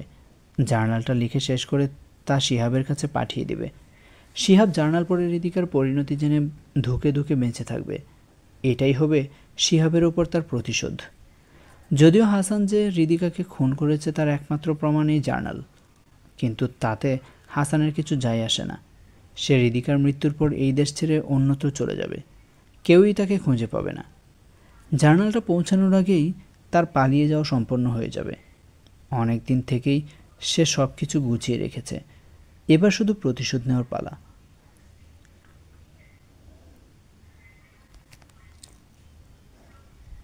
হৃদিকা ঘুমাচ্ছে। হাসান তাকে ঘুমের ওষুধ দিয়ে ঘুম পাড়িয়ে রেখেছে। হৃদিকা তার বাবা মায়ের সাথে কথা বলেছে। তার বাবা মা চিন্তা করবেন এই জন্য অসুস্থতার কথা এত ভালো করে বলেনি, শুধু বলেছে সামান্য জ্বর হয়েছে। আসলে তার শরীর প্রচণ্ড খারাপ। ভাইরাস তার ব্রেনে অ্যাটাক করেছে এবং আস্তে আস্তে তার স্নায়ুতে আক্রমণ চালাচ্ছে। হৃদিকার খাওয়া দাওয়া বন্ধ হয়ে গেছে। তার প্রায়ই হ্যালুসিনেশন হয়। সন্ধ্যায় হৃদিকা ঘুম থেকে জেগে উঠল। ঘর অন্ধকার, বাইরের লাইটের আলোতে আবছা আলোকিত। হৃদিকা দুর্বল কণ্ঠে হাসানকে ডাকল। হাসান বারান্দায় বসেছিল।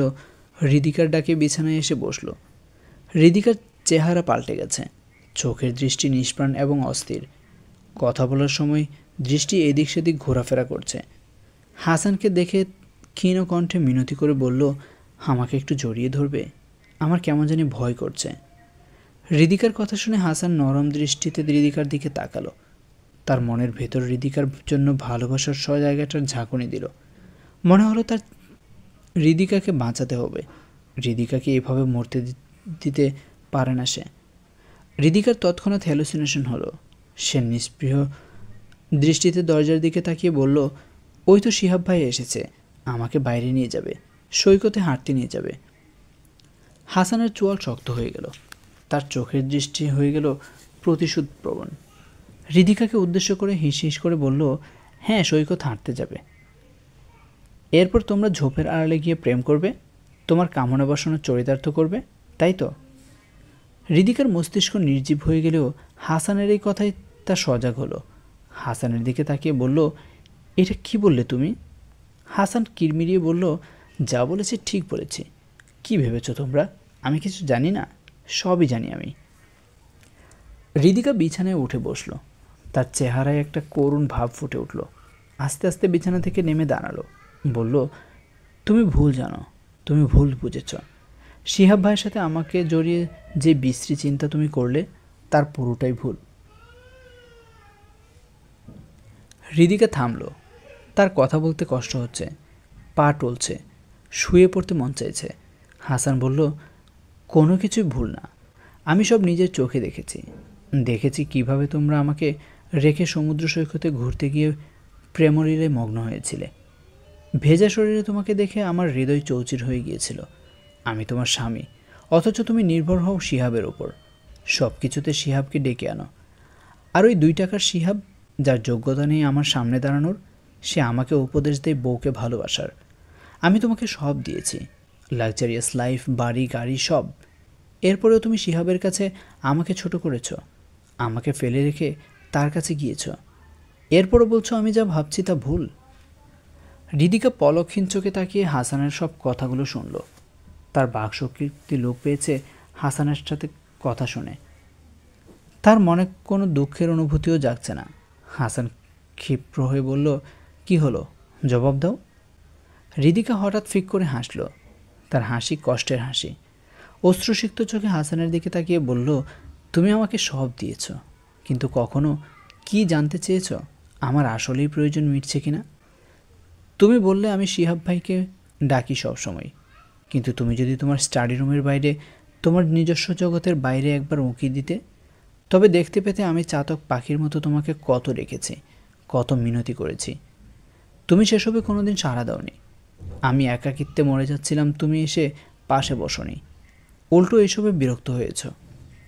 শিহাব ভাই আমার হতাশা কাটানোর জন্য হওয়া পরিবর্তন করতে চাই বাইরে নিয়ে যেত। তোমাকে হাজার অনুরোধ করেও আমাদের সাথে নিতে পারিনি। তুমি বলছো আমি ভেজা গায়ে বাড়ি ফিরছি কেন? ওই দিন সৈকতে কিছু বাচ্চা ছেলে মেয়ে ফুটবল খেলছিল, আমি তাদের সাথে খেলেছি, ভিজেছি। আর তুমি ভেবেছ ঝোপের আড়ালে আমি আর শিহাব ভাই খারাপ কিছু করেছি। এসব তোমার ভ্রম, তোমার নোংরা মস্তিষ্কের অতিরঞ্জিত চিন্তা। লেখালেখির জগতে তুমি এতটাই মগ্ন থাকো যে বাস্তব জীবনকেও কল্পনার সাথে গুলিয়ে ফেলেছ। হাসান অবিশ্বাসী কণ্ঠে বলল, মিথ্যে বলছো আমাকে। আমি জানি তুমি মিথ্যে বলছো। এসব আমার অতিরঞ্জিত চিন্তা না, সব কিছুই সত্যি। হৃদিকা ঢুকরে কেঁদে উঠল। তার কথা বলতে কষ্ট হচ্ছে, শ্বাস নিতেও হালকা কষ্ট হচ্ছে। মাথার ভেতর সব যেন উলটপালট হয়ে যাচ্ছে। তাও সে নিজেকে শক্ত করে বলল, সত্যি কি মিথ্যা তা একবার জিজ্ঞেস অন্তত করতে পারতে। তোমার মনে সন্দেহ ছিল, সেটা আমাকে জানাতে পারতে। আমরা তো স্বামী স্ত্রী, আমাদের সম্পর্ক তো এমন হওয়ার কথা ছিল না। আমাদের সম্পর্ক তো আত্মার সম্পর্ক হওয়ার কথা ছিল। এক আত্মার কষ্ট হলে অন্য আত্মাটির কষ্ট পাওয়ার কথা ছিল। হাসান বিভ্রান্তি নিয়ে তাকিয়ে রইল হৃদিকার দিকে। হৃদিকা কি বলছে এসব?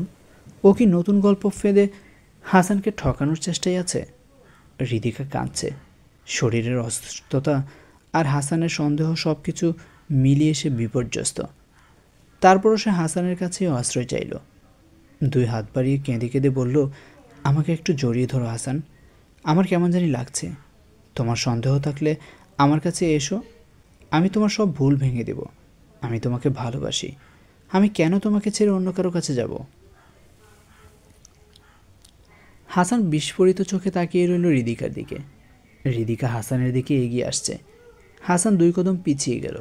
তার চোখে ভয়। হৃদিকার কথা যদি সত্যি হয় তবে হাসান এতদিন ভুল ছিল। সে যা করেছে সবই ভুল ছিল। হাসান দুপাশে মাথা নাড়ল। সে সব কিছুতেই পারফেক্ট, তার কোনো ভুল হতে পারে না। তার জীবনে কোনো ভুল নেই, কোনো খুঁত নেই। হৃদিকা কাঁদতে কাঁদতে হাসানের দিকে এগিয়ে আসছে। সে হাসানের কাছ থেকে কেবল উষ্ণ ভালোবাসার স্পর্শ চায়। সে বুঝতে পারছে হাসান তা চায় না, কিন্তু তারপরেও হৃদিকা এগিয়ে আসছে হাসানের দিকে। জীবন মরণের সন্ধিক্ষণে এসে কেবল হাসানের কাছেই সে আশ্রয় চায়। কিন্তু হাসানের কাছে পৌঁছানোর আগেই তার শরীরের সমস্ত শক্তি শেষ হয়ে গেল। চোখ উল্টে লুটিয়ে পড়ল ফ্লোরে। হাসান দৌড়ে আসলো হৃদিকার কাছে। হৃদিকাকে ডাকলো, কিন্তু হৃদিকা চোখ খুলল না। উন্মাদ হাসান হৃদিকাকে বুকের সাথে জড়িয়ে ধরে চিৎকার করতে লাগলো। হাসপাতালের কেবিনের সামনে দেয়ালের সাথে ঠেস দিয়ে দাঁড়িয়ে আছে হাসান। তার দৃষ্টি নিচের দিকে। বাইরে তাকে দেখতে স্বস্তির মনে হলেও তার ভেতরে যুদ্ধ চলছে, মনে চলছে দ্বন্দ্ব। হৃদিকা কি সত্য বলেছে? যদি সত্য বলেই থাকে তবে এতদিন হাসান যা ভেবে এসেছে সব তার নেগেটিভ চিন্তাভাবনা? না, তা হবে কেন? সে নিজের চোখে সব দেখেছে। দুজনকে হাসতে দেখেছে, একসাথে ঘুরতে দেখেছে। একসাথে ঘরের ভেতর ঘন্টার পর ঘন্টা সময় কাটাতে দেখেছে, কিন্তু ঘরের ভেতর কি করেছে সেটা কি দেখেছে? হাসান কি কোনোদিন হৃদিকা আর হেসিয়াবকে নিজের চোখে পরকীয়া করতে দেখেছে? চাক্ষুষ প্রমাণ পেয়েছে? যদি উত্তর না হয়, তবে কিসের ভিত্তিতে হাসান এত বড় শাস্তি দিল হৃদিকাকে? হাসান নিজের মাথার চুল খামচে ধরল। না না, তার কেন ভুল হবে? সে হাসান শাহরিয়ার। তার সমস্ত কিছুই পানির মতো স্বচ্ছ, তার জীবন ত্রুটিহীন, সে সব কিছুতেই পারফেক্ট। তাহলে তার কেন ভুল হবে এই ব্যাপারে? সে তো জেনে বুঝে সব করেছে। সে হাসান শাহরিয়ার, তার কেন জানা বোঝাই ভুল হবে? হৃদিকা মিথ্যে বলছে, শরীরে ভাইরাসের প্রভাবে হ্যালুসিনেশন করছে, মিথ্যে বলছে। হাসানের চিন্তাভাবনার মাঝেই ডক্টর বেরিয়ে আসলো কেবিন থেকে। হাসানের দিকে সান্ত্বনার দৃষ্টিতে তাকালো। হাসানের কাঁধে হাত রেখে বলল, mister Hasan, I am sorry. আপনার স্ত্রী রিয়ার একটা ভাইরাসে আক্রান্ত। এই ভাইরাসে একবার আক্রান্ত হলে মৃত্যু অনিবার্য। হাসান জানে সব, তারপরও সে অস্থির হয়ে উঠল। ডাক্তারের হাত ধরে বলল, প্লিজ ডক্টর, আমার স্ত্রীকে বাঁচান। যেভাবে পারেন, যত টাকা লাগে। দেশের বাইরে নিয়ে যেতে হলে নিয়ে যাব, কিন্তু আমার স্ত্রীকে বাঁচান। ডক্টর মাথা নেড়ে বলল, সম্ভব না। ওনার মৃত্যুর জন্য অপেক্ষা করা ছাড়া কিছুই করার নেই আমাদের। হাসান থমকে গেল। এ কী করে ফেলল সে? নিজ হাতে নিজের স্ত্রীকে খুন করল। হাসান ভেতরে হৃদিকার কাছে যাওয়ার জন্য দরজার দিকে এগিয়ে গেল। ডাক্তার নার্স তাকে ধরে ফেলল, বলল, আপনি ওনার কাছে যেতে পারবেন না। কিন্তু হাসান জোর করতে লাগলো, তাকে যেভাবেই হোক হৃদিকার কাছে যেতে হবে। তাকে জানতে হবে হৃদিকার বলা কথাগুলো সত্য কিনা। হৃদিকা একবার বলুক এসব সত্য না, হাসানের ধারণাই সত্য। হৃদিকা বলুক সে আসলেই অন্যায় করেছে, তা না হলে যে হাসান এই গ্লানি নিয়ে বেঁচে থাকতে পারবে না। কিন্তু ডাক্তাররা হাসানকে ঢুকতে দিল না। হৃদিকা মারা গেল রাতেই। হাসান কেবল কাঁচের জানালা দিয়ে হৃদিকার শেষটুকু দেখতে পেয়েছিল।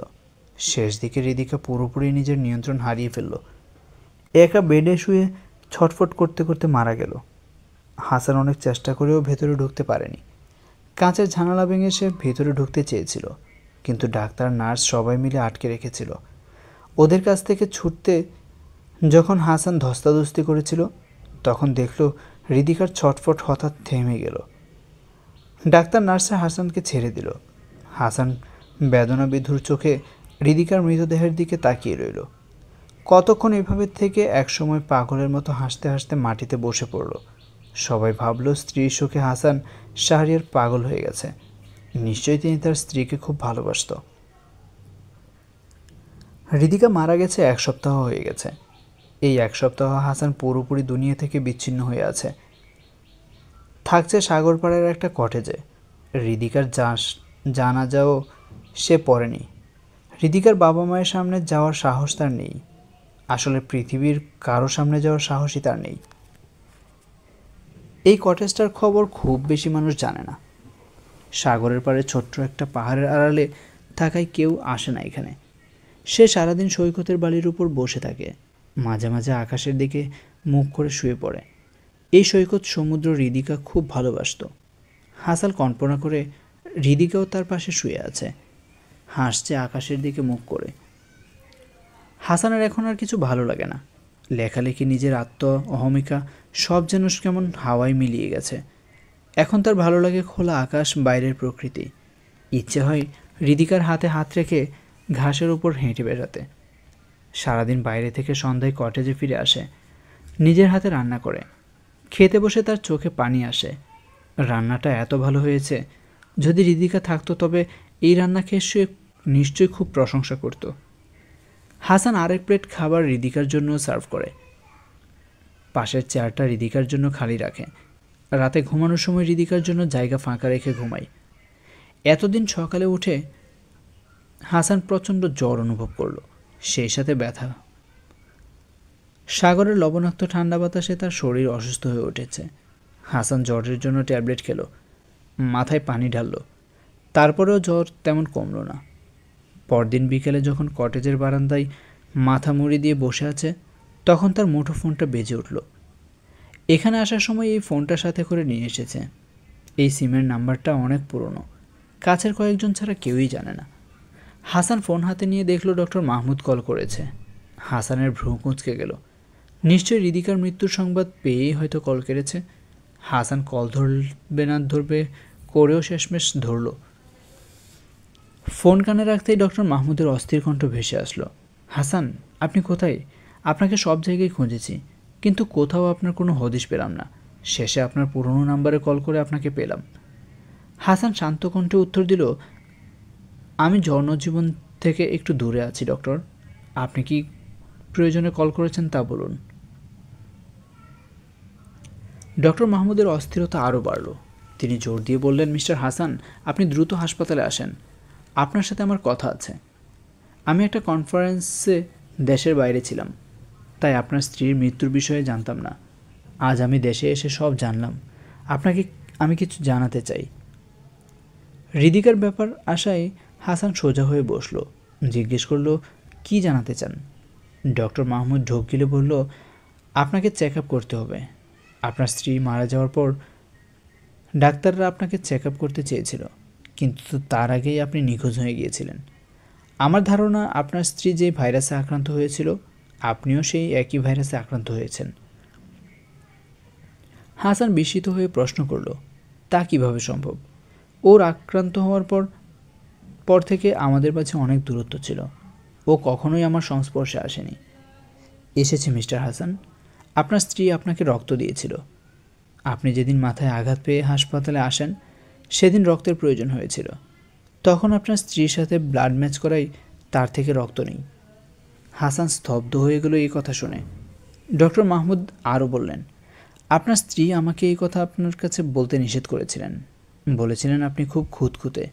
স্বামী স্ত্রীর রক্তের গ্রুপ এক জানলে আপনি বাচ্চা নিতে চাইবেন না, আর আপনার স্ত্রী আমার রেগুলার পেশেন্ট হওয়ার কারণে এবং আপনার অবস্থা ক্রিটিক্যাল থাকার কারণে আমি কোনো রকম ব্লাড টেস্ট ছাড়াই ওনার রক্ত আপনার শরীরে দিয়ে দিয়েছিলাম।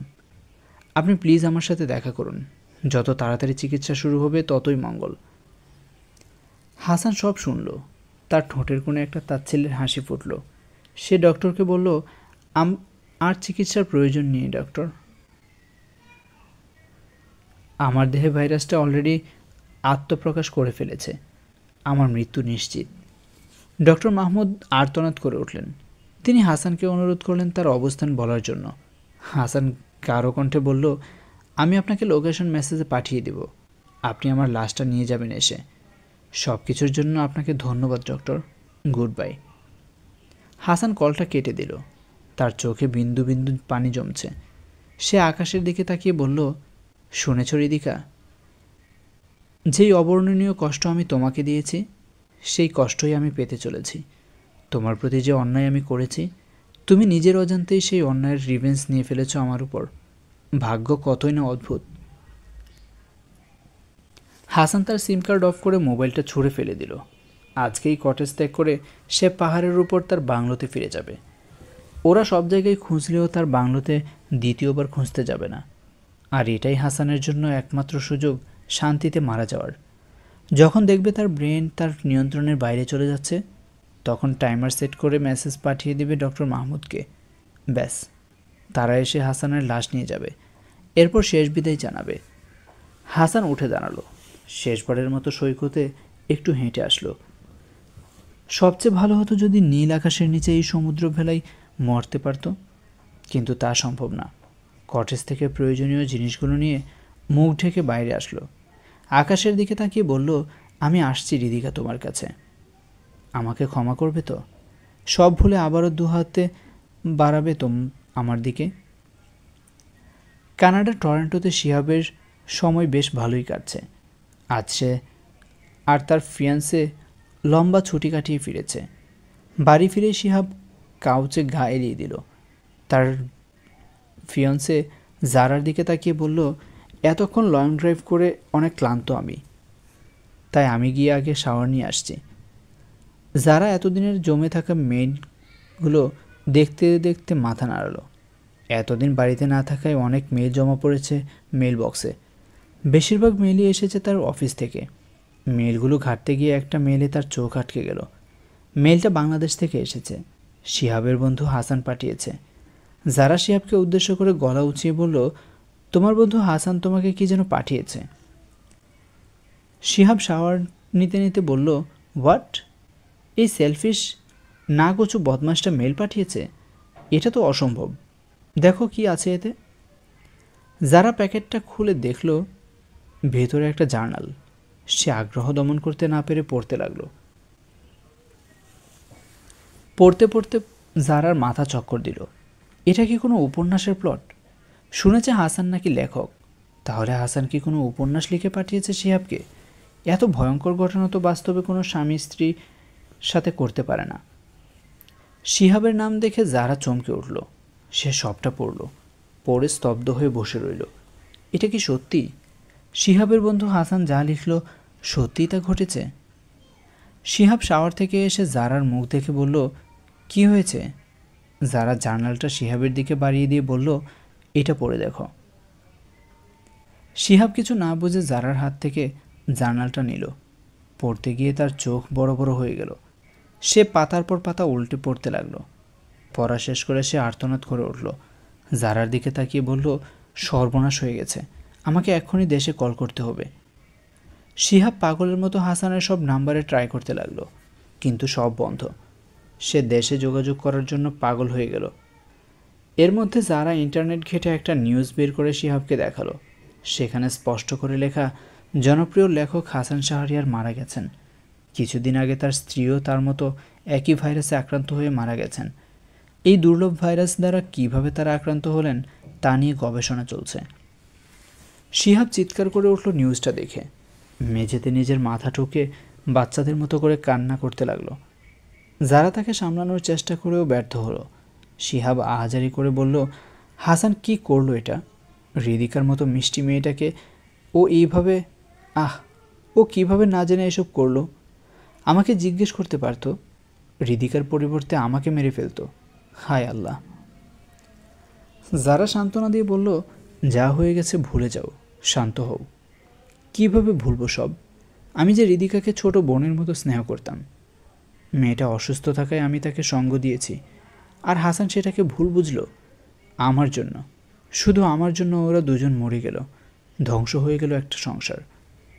শিহাবের কান্না যেন বেড়েই চলল। যারা শিহাবের পাগলামি দেখে ভয় পেয়ে গেল। শিহাব হঠাৎ উঠে দাঁড়িয়ে বলল, আমাকে দেশে যেতে হবে, হাসানকে আটকাতে হবে, হৃদিকাকে বাঁচাতে হবে। আমি আসার দিন মেয়েটা আমাকে আসতে দিতে চায়নি, বলেছিল তার নাকি ভয় করছে। হাসান নাকি তার সাথে অদ্ভুত আচরণ করছে। আমি মেয়েটাকে একা ফেলে চলে এসেছি। আমাকে এক্ষুনি যেতে হবে, ওদের দুজনকে বাঁচাতে হবে। শিহাব টলতে টলতে দৌড়াতে লাগলো। দরজা খুলে বাইরে বেরিয়ে আসলো। সিঁড়িতে পা মুচকে উল্টো পড়লে বাড়ির সামনে ঘাসের উপর। যারা দৌড়ে এসে শিহাবকে ধরল। শিহাব মাটিতে শুয়ে চার হাত পা ছড়িয়ে আকাশের দিকে মুখ করে একরাশ দুঃখ নিয়ে কেঁদে কেঁদে বলল, হাসান, তুই না জেনে এ কেমন প্রতিশোধ নিলি আমার উপর? এইসব জেনে আমি সারা জীবন কিভাবে বাঁচব? আমি বেঁচে থেকেও যে আগুনে পুড়ে ছাই হব। বিনা অপরাধে এত বড় শাস্তি আমাকে কিভাবে দিলি? ফুলের মতো মেয়েটাকে কেমন করে এত কষ্ট দিলি? পাষণ্ড। আকাশ বাতাস শিহাবের আহাজারিতে ভারী হয়ে গেল। শিহাবের কান্নায় জারাও ভেঙে পড়ল। হাসান তার রিভেঞ্জ নিয়ে আসলেই আসলেই খুশি হয়েছে কিনা সে জানে না, তবে শিহাবকে সারা জীবনের জন্য মানসিকভাবে পঙ্গু করে দিয়েছে। না জেনে 3টা জীবন ধ্বংস করেছে। শিহাবের আহাজারি বাতাসে মিলিয়ে গেল। সময় বয়ে চলে যাবে নদীর মতো, কিন্তু হাসানের রিভেঞ্জ যেই ক্ষত তৈরি করেছে তা সময়ে অসময়ে তাজা হয়ে কষ্ট দেবে শিহাবকে। বন্ধুরা, আজকের গল্পের নাম রিভেঞ্জ। লিখেছেন তামান্না আখি।